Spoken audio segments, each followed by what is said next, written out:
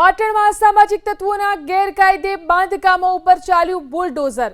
કુખ્યાત ઝહીર ખોખરાએ કરેલા ગેરકાયદે દબાણ તોડી પાડવામાં આવ્યા। વકુડી વિસ્તારમાં ઝહીર ખોખરાના ગેરકાયદે મકાનને ધ્વસ્ત કરવામાં આવ્યું। ઝહીર ખોખરાએ બનાવેલી ગેરકાયદે દુકાનને પણ તોડી પાડવામાં આવી। 5 દુકાન અને 7 જેટલા મકાનો ઉપર બુલડોઝર ફેરવાયું।